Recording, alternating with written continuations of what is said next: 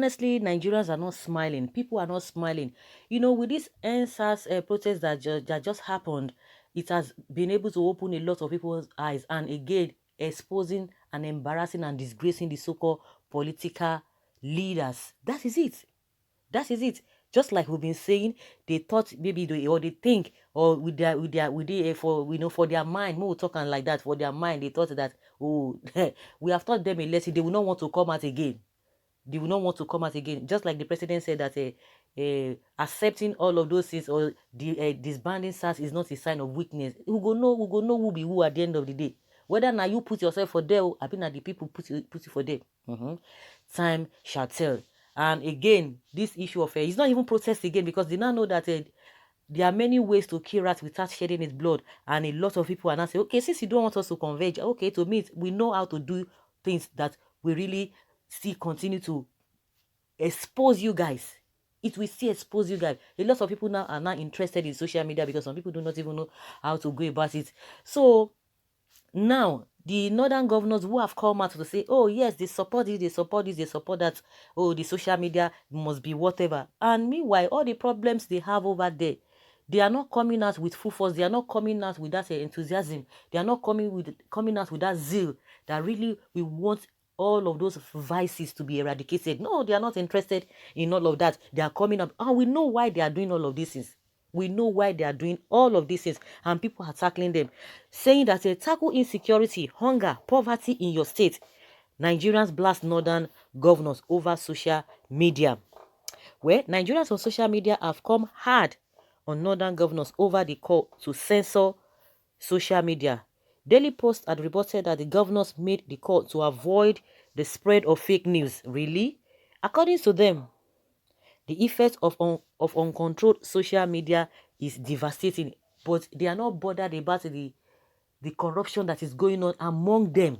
They are not bothered. But anything that will make the people to be more enlightened, that will make the people's eyes to be more open, they don't like it.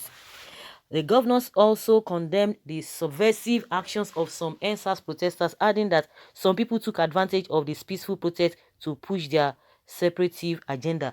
They have been talking about this, and people who want to separate. People have been talking about it. Those who want to say, who are calling for the separation of this country, or for division of this country, or a breakup of this country, as you may want to say it, they've not been hiding it. They've been saying it. So this idea, these tactics that these governors are always using, the politicians, so to speak, they are always bringing all this divide and rule, all manner of tactics.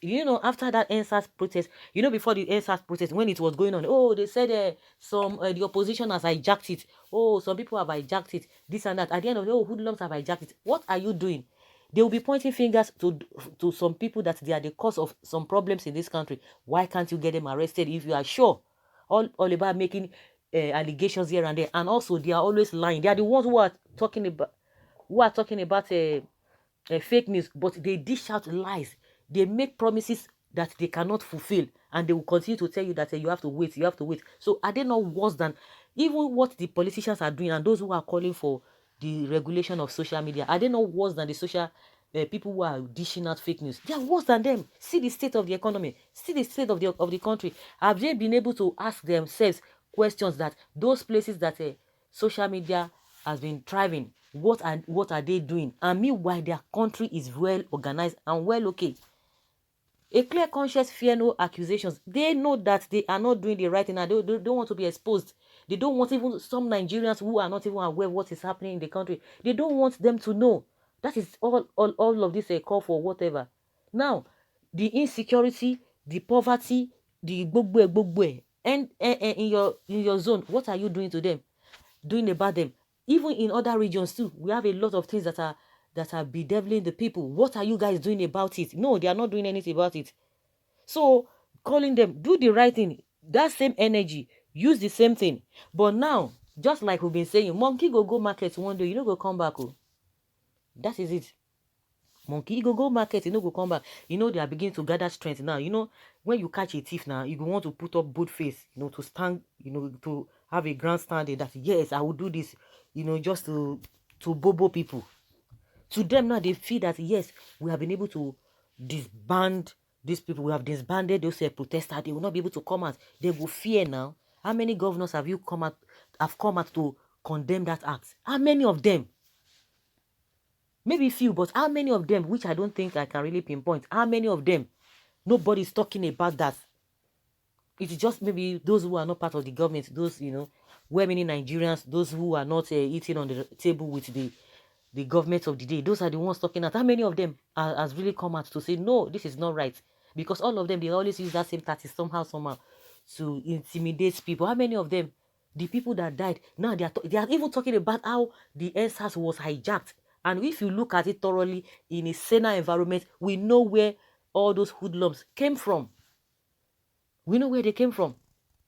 But what led to the massive violence? Because to that day, what led to it? All of these ones that will be that has been happening, all of the incidents that have been happening before that 20th of October, it is the same hoodlums that have been paid by those who think that Nigerians do not know where those hoodlums are coming from, attacking. First and foremost, they were attacking the protesters, but none of these governors, none of these politicians was able to come out and say, oh, why are they doing this to all these protesters? Why are they not being secured? In the recent, did you even see police guiding them, the protesters? No, they started attacking the so-called, what is it called? The so-called protesters, and some people are behind that. It was after that day, that very day, that this thing happened, that incident that happened in Lekki. That was how everything was blown out of proportion. These guys are not talking about that, the lives that were lost, the abnormality that took place, from the angle of the Nigerian army. They are not talking about that. What they are concerned about is social media this, social media that. It won't last. Honestly, it will not last. Okay.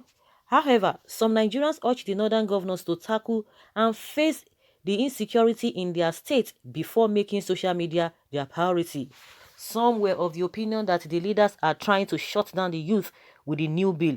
Others advised that the governors face the banditry in their states and stay away from the social media bill. Here are some of the reactions gathered by Daily Post. Atrino said they never expected that we will Sorosoke. It shocked them. Now they want to silence us. That time has passed. We refuse to be gagged. Say no to social media bill.